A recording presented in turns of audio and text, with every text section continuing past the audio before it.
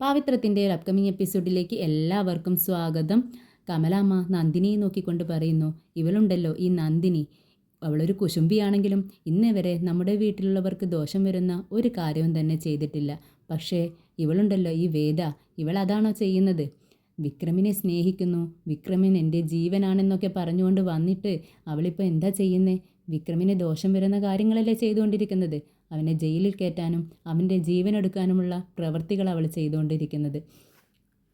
ഇത് കേട്ട് നമ്മുടെ ശ്രീജ പറയുന്നുണ്ട്, അതെ അമ്മ എന്താ ഇങ്ങനെ എപ്പോഴും ഇത് തന്നെ പറഞ്ഞുകൊണ്ടിരിക്കുന്നത്? എന്നിട്ട് എന്താ അമ്മേ കാര്യം? ഒരു ദിവസം എത്ര തവണ അമ്മ ഇതന്നെ സംസാരിക്കുന്നത്? അപ്പോൾ വിക്ഷം പറയുന്നുണ്ട്, അമ്മേ ഇനിയിപ്പോൾ വിക്രമിന് എന്താ സംഭവിക്കുക? അത് കേട്ടിട്ട് നമ്മുടെ കമലാമ്മ പറയുന്നുണ്ട്, അതെ എന്ത് സംഭവിക്കാനാ മോനെ? നമ്മുടെ വിക്രമിൻ്റെ കേസ് ഇപ്പോൾ ഏറ്റെടുത്തിരിക്കുന്നത് ശങ്കരനാരായണല്ലേ. അദ്ദേഹത്തെ പറ്റി നീ കേട്ടിട്ടുണ്ടോ? അദ്ദേഹം ഏറ്റെടുത്ത ഒരു കേസും തന്നെ ഇന്ന് വരെ തോറ്റിട്ടില്ല. എനിക്ക് ഇപ്പോഴാ സമാധാനമായി. ഇനി എൻ്റെ മോനെ ജയിലിൽ നിന്നിറങ്ങി അവൻ നല്ല സന്തോഷത്തോടു കൂടി ജീവിക്കും. എനിക്ക് ഇപ്പോഴാണ് ഒരു സമാധാനമായത്. എന്തായാലും ഈ ശങ്കരനാരായണൻ ഏതെങ്കിലും ഒരു കേസ് ഇവളുടെ തലയിൽ കെട്ടിവെച്ച് ഇവളെ അങ്ങ് ജയിലിലിട്ടാൽ എനിക്ക് മനസ്സമാധാനം കൂടുതലാവത്തേ ഉള്ളൂ എന്ന് പറയുകയാണ് നമ്മുടെ കമലാമ്മ. അപ്പോൾ നന്ദിനി പറയുന്നുണ്ട്, അതെ അമ്മേ എനിക്കൊരു കാര്യം പറയാനുണ്ട്. ഇനി നമ്മുടെ വിക്രം ജയിലിൽ നിന്ന് ഇറങ്ങി വന്നാൽ ഇവരുടെ കാര്യത്തിൽ ഒരു തീരുമാനമെടുക്കണം കേട്ടോ അമ്മേ. അതൊട്ടും തന്നെ വൈകി താമസിപ്പിക്കാൻ പാടില്ല എന്ന് പറയാണ്. അപ്പോൾ കമലാമ്മ പറയുന്നുണ്ട്, അതൊക്കെ ഞാൻ കണ്ടുവച്ചിട്ടുണ്ട്. പിന്നെ എന്ത് ചെയ്യണമെന്നുണ്ടെങ്കിലും നിങ്ങളുടെ അച്ഛൻ സമ്മതിക്കണമല്ലോ. ഇനിയിപ്പോൾ അച്ഛൻ്റെ സമ്മതമില്ലെങ്കിലും ഇവളെ എന്ത് ചെയ്യണമെന്ന് ഞാൻ മനസ്സിൽ ഉറപ്പിച്ചു തന്നെയായിരിക്കുന്നത്. എൻ്റെ മകൻ ഇങ്ങോട്ട് വരട്ടെ എന്ന് പറയാണ്. ഇതെല്ലാം കേട്ടുകൊണ്ട് നമ്മുടെ വേദ ഒന്നും തന്നെ മിണ്ടുന്നില്ല. എല്ലാവരെയും നോക്കിക്കൊണ്ടങ്ങനെ ഇരിക്കുകയാണ്. പിന്നീട് വേദ കോടതിയിൽ നടന്ന സംഭവങ്ങളെല്ലാം ഇങ്ങനെ എടുക്കുകയാണ്. ഓർത്തിങ്ങനെ മനസ്സിൽ കരുതുന്നുണ്ട്, എന്തുകൊണ്ട് എൻ്റെ അച്ഛൻ ഈ കേസ് ഏറ്റെടുത്തു? എൻ്റെ അച്ഛൻ ഒരു സത്യസന്ധനായ വക്കീലാണ്. അദ്ദേഹം നിയമത്തിനെതിരായി ഒന്നും തന്നെ ചെയ്യത്തില്ല. പിന്നെ എന്തുകൊണ്ട് വിക്രമിൻ്റെ കേസ് ഏറ്റെടുത്തു? വിക്രം ഒരാളെ തല്ലിച്ചതക്കുന്നത് ഞാൻ കണ്ടതാ, എൻ്റെ കണ്ണുകൊണ്ട് കണ്ടതാ. പക്ഷേ എന്തുകൊണ്ട് അച്ഛൻ അത് ഞാൻ ചെയ്ത് കണ്ടിട്ടില്ല എന്ന് നിരൂപിക്കുന്നത് എന്തുകൊണ്ടാണ്? അപ്പോൾ വിക്രമിൻ്റെ ഭാഗത്ത് ശരിയുണ്ടോ? അപ്പോൾ എൻ്റെ ഭാഗത്താണോ തെറ്റ്, അതോ അച്ഛൻ്റെ ഭാഗത്താണോ തെറ്റ്? ഇത് എന്തായാലും കണ്ടുപിടിക്കണം. ആരാണ് ശരി ആരാണ് തെറ്റെന്നുള്ളത് എന്തായാലും ഞാൻ ഇത് കണ്ടുപിടിച്ചിരിക്കും. അച്ഛൻ എന്തുകൊണ്ട് ഈ കേസ് ഏറ്റെടുത്തു എന്ന് കണ്ടുപിടിച്ചാൽ എല്ലാത്തിനുമുള്ള കിട്ടും എന്നും ഇങ്ങനെ മനസ്സിൽ കരുതിക്കൊണ്ടിരിക്കുകയാണ് വേദ. പിന്നീട് കോടതിയിൽ വിക്രമും വേദയും പ്രതിക്കൂട്ടിൽ കയറി നിൽക്കുന്നു. വിക്രം അശോകൻ്റെ മകനെ തല്ലിച്ചതക്കുന്നത് വേദ കണ്ടു എന്ന് പറയുന്നത് കൊണ്ട് വേദയെ വിസ്തരിക്കാൻ വേണ്ടി ശങ്കരനാരായണൻ വരുന്നുണ്ട്. ശങ്കരനാരായണൻ വേദയോട് ചോദിക്കുന്നു, അല്ല ഞാൻ ഒന്നുകൂടി ചോദിക്കുകയാണ്, നിങ്ങളുടെ വിവാഹം കഴിഞ്ഞത് തന്നെയാണോ? ഇത് കേൾക്കുന്ന വേദ കഴുത്തിലുള്ള താലിയെടുത്ത് പൊക്കിക്കൊണ്ട് പറയുന്നുണ്ട്, കണ്ടോ ഈ താലിയാണ്, അദ്ദേഹം കെട്ടിയ താലിയാണ് ഇത്. ഇത് കാണുമ്പോൾ നിങ്ങൾക്ക് വിശ്വാസം വരുന്നുണ്ടോ എന്ന് ചോദിക്കുകയാണ്. ഓ ആണോ, ഇത് അദ്ദേഹം കെട്ടിയ താലി തന്നെയാണല്ലേ എന്ന് ശങ്കരനാരായണൻ ചോദിക്കുന്നുണ്ട്. വീണ്ടും പറയുന്നു, ഓ അപ്പോൾ നിങ്ങളുടെ വിവാഹം വളരെ ആർഭാടമായിട്ടാണല്ലോ കഴിഞ്ഞിട്ടുണ്ടാവുക. അതോ നിങ്ങളുടെ പ്രേമവിവാഹമായിരുന്നോ? എവിടെയായിരുന്നു രജിസ്റ്റർ ചെയ്തത് എന്നൊക്കെ ചോദിക്കുന്നുണ്ട് കേട്ടോ. ഇത് കേൾക്കുന്ന വേദയ്ക്ക് എന്ത് പറയണമെന്നുമില്ല അറിയാതെ പെട്ടെന്ന് അങ്ങ് സ്റ്റക്കായി നിൽക്കുകയാണ്. വീണ്ടും ശങ്കരനാരായണൻ ഇതേ ചോദ്യങ്ങൾ തന്നെ ആവർത്തിക്കുകയാണ്. അപ്പോൾ നിവൃത്തിയില്ലാതെ വേദ പറയുന്നുണ്ട്, അത് എൻ്റെ വിവാഹം അമ്പലത്തിൽ വെച്ചാണ് കഴിഞ്ഞത്. അത് ഞങ്ങൾ പ്രേമിച്ചൊന്നുമല്ല വിവാഹം കഴിച്ചിരുന്നത്. പെട്ടെന്നൊരു ആക്സിഡൻ്റൽ വിവാഹം എന്ന് തന്നെ പറയാം. അദ്ദേഹം പെട്ടെന്ന് എൻ്റെ കഴുത്തിൽ താലി കെട്ടിയതാണ്. അങ്ങനെ സംഭവിച്ചു പോയി. എനിക്ക് ഇഷ്ടമുണ്ടായിട്ടല്ല ഈ വിവാഹം കഴിഞ്ഞത്. ഞങ്ങൾ ഒരു രജിസ്റ്റർ ഓഫീസിലും തന്നെ രജിസ്റ്റർ ചെയ്തിട്ടില്ല എന്നും പറയുകയാണ്. ഇത് കേൾക്കുന്ന ശങ്കരനാരായണൻ പറയുന്നുണ്ട്, അപ്പോൾ നിങ്ങളുടെ വിവാഹം ലീഗലായിട്ട് കഴിഞ്ഞിട്ടില്ല എന്നാണ് നിങ്ങൾ പറഞ്ഞു വരുന്നത്. ഇപ്പോൾ മനസ്സിലായല്ലോ ഈ കേസിന് പിറകിലുള്ള മോട്ടിവേഷൻ എന്താണെന്ന്. എന്നിട്ട് ശങ്കരനാരായണൻ ജഡ്ജിന് നേരെ തിരിഞ്ഞുകൊണ്ട് ജഡ്ജിനോടായി പറയുന്നുണ്ട്, ഇതാണ് സാർ സംഭവിച്ചത്. ഈ സ്ത്രീക്ക് വിക്രമിനോട് പകയുണ്ടായിരുന്നു. സ്വന്തം ഇഷ്ടപ്രകാരം അല്ല ഈ വിവാഹം നടന്നിട്ടുള്ളത്. ഇഷ്ടമില്ലാത്ത ഒരാൾ തൻ്റെ കഴുത്തിൽ താലി കെട്ടിയപ്പോൾ അവനോടുള്ള ഒരു പ്രതികാരം ചെയ്യലായിരുന്നു ഈ ഒരു കേസ്. എൻ്റെ കക്ഷിയായ വിക്രം ഒരു തെറ്റും തന്നെ ചെയ്തിട്ടില്ല, ആരെയും മർദ്ദിച്ചിട്ടില്ല. ഇവർ കെട്ടിച്ചമച്ചുണ്ടാക്കിയ ഒരു കേസാണിത് എന്ന് പറഞ്ഞ് വാദിക്കുകയാണ് ശങ്കരനാരായണൻ.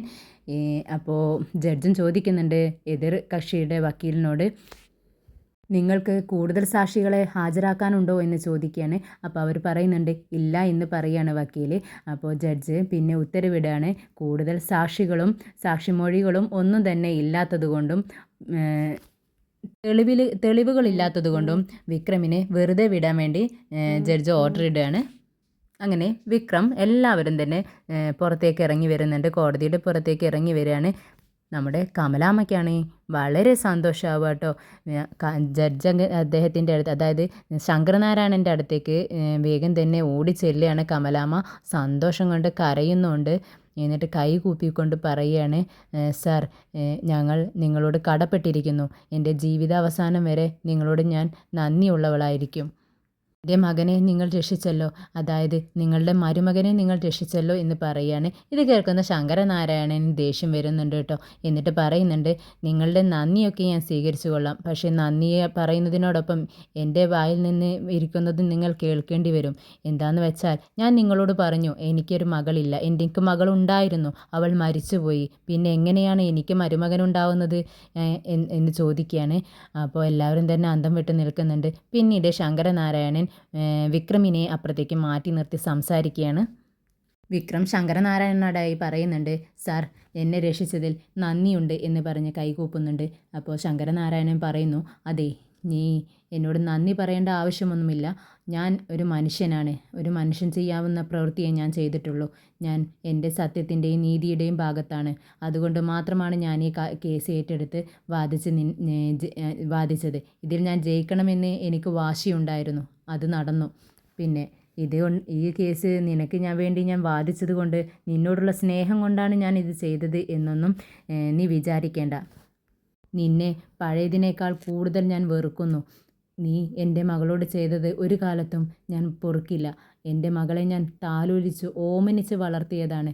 എന്നിട്ട് അവളുടെ സ്വപ്നങ്ങളെല്ലാം ഒരു നിമിഷം കൊണ്ട് നീ തകർത്ത് കളഞ്ഞില്ലേ? ആ ഒരു ദേഷ്യം എൻ്റെ ജീവിത അവസാനം വരെ നിന്നോട് എനിക്ക് ഉണ്ടായിരിക്കും എന്ന് പറയാട്ടോ. അപ്പോൾ വിക്രം ചോദിക്കുന്നുണ്ട്, അപ്പോൾ പിന്നെ എന്തിനാണ് സാർ ഇത്രയും ദേഷ്യം നിങ്ങളുടെ മനസ്സിൽ എന്നോടുണ്ട്, എന്നിട്ടും എന്തിനാണ് ഈ കേസ് നിങ്ങൾ വാദിച്ചത്, എന്നെ ജയിപ്പിച്ചത്, എന്നെ മോചിതനാക്കിയത് എന്തുകൊണ്ടാണെന്ന് ചോദിക്കുകയാണ്. അപ്പോഴും ശങ്കരനാരായണൻ പറയുന്നുണ്ട്, അത് എൻ്റെ ഡ്യൂട്ടിയാണ്, എൻ്റെ കടമയാണ്. നീ ഒരു നല്ല കാര്യത്തിന് വേണ്ടിയാണ് ഇത് ചെയ്തതെന്ന് എനിക്കറിയാം. അതുകൊണ്ടാണ് ഈ കേസ് ഏറ്റെടുത്തത്, നിന്നെ പുറത്തിറക്കിയതും എന്ന് പറയാണ്. അപ്പോൾ വിക്രം ചോദിക്കുന്നുണ്ട്, ആ കേസിനെ പറ്റി ഞാൻ ആരോടും പറഞ്ഞിട്ടില്ല, നിങ്ങളോടും പറഞ്ഞിട്ടില്ല, പിന്നെ നിങ്ങൾ എങ്ങനെ അറിഞ്ഞു എന്ന് ചോദിക്കുന്നുണ്ട്. അത് നിന്നോട് പറയേണ്ട ആവശ്യം എനിക്കില്ല. ഒരു വക്കീലെന്ന് പറയുമ്പോൾ പല കാര്യങ്ങളും മറച്ചു വെക്കേണ്ടി വരും, എല്ലാവരോടും തുറന്നു പറയണമെന്നില്ല. അതുകൊണ്ട് ഈ സത്യവും ഞാൻ ആരോടും പറയത്തില്ല എന്ന് പറഞ്ഞുകൊണ്ട് ശങ്കരനാരായണൻ അവിടെ നിന്നും പോകുന്നുണ്ട്. പിന്നീട് വേദ ആകെ സ്റ്റെക്കായി നിൽക്കുക കേട്ടോ. അവളെ ആരും തന്നെ മൈൻഡ് ചെയ്യുന്നില്ല. ഒരു ഭാഗത്തെങ്ങനെ ഒതുങ്ങി അങ്ങനെ നിൽക്കുന്നുണ്ട് വേദ. അപ്പോൾ വിക്രം അങ്ങോട്ടേക്ക് വരുന്നുണ്ട്. എന്നിട്ട് വേദയെ നന്നായി കളിയാക്കുകയാണ്. ഇപ്പോൾ എങ്ങനെയുണ്ടടി, നീ എന്ത് വിചാരിച്ചു? ഞാനങ്ങ് ജീവിതകാലം മുഴുവൻ ജയിലിൽ കിടക്കുമെന്നോ, അതോ എന്നെ തൂക്കിക്കൊല്ലുമെന്ന് വിചാരിച്ചോ?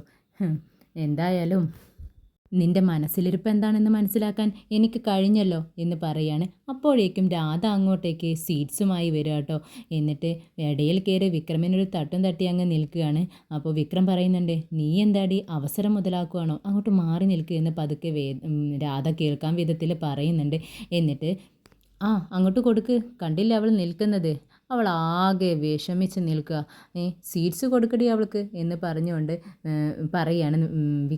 വിക്രം രാധയോട് പറയുന്നുണ്ട്. രാധയാണെങ്കിലോ ഇത് തന്നെ ചാൻസ് എന്നുള്ള മട്ടിൽ ലഡു എടുത്തിട്ട് വേദയ്ക്ക് കൊടുക്കുകയാണ്. വേദ എനിക്ക് വേണ്ടാന്ന് പറയുന്നുണ്ട്, എങ്കിലും നിർബന്ധിച്ച് രാധ വേദയുടെ കയ്യിൽ അങ്ങ് വെച്ച് കൊടുക്കുകയാണ്. വേദയാണെങ്കിൽ ദേഷ്യത്തിൽ അത് വലിച്ചെറിയുന്നുണ്ട്.